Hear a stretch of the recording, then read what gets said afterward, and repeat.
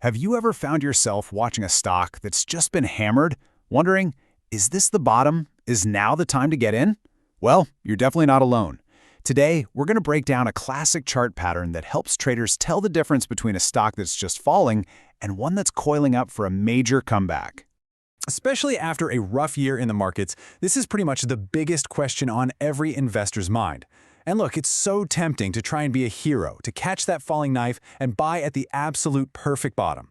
But the pros know there's a much more disciplined way to see when a real recovery is actually starting to take root. And that right there is the key. Instead of just guessing, smart investors are on the hunt for proof. Actual signals in the chart that show the sellers are exhausted and the selling pressure is finally fading away. It's all about spotting that subtle shift from weakness to strength. So one of the most famous signals they look for is a pattern called the cup and handle. It sounds kind of simple, maybe even a little funny, but trust me, it's a really powerful visual that tells a story about a stock's potential turnaround. Okay, so what is this thing? Well, technical traders call the cup and handle a bullish pattern. All that means is that it suggests a downtrend could be reversing into an uptrend.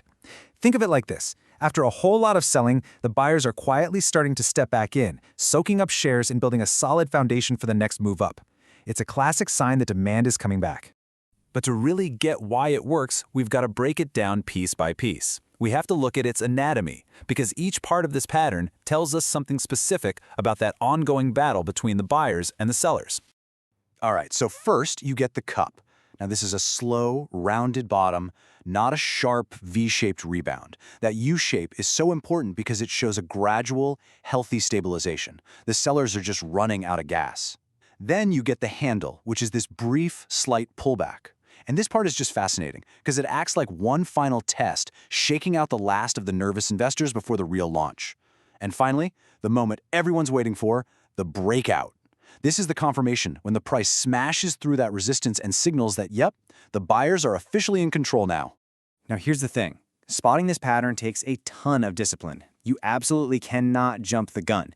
The whole game is about waiting for that breakout confirmation. And ideally, you want to see that breakout happen with a big surge in trading volume. Why? Because that suggests the big money, the institutions, are piling in, which gives the move a lot more credibility. And here's a pro tip. The best patterns tend to form above the stock's 150-day moving average, a key sign of long-term. Okay, so that's the theory. But where is this pattern actually showing up right now?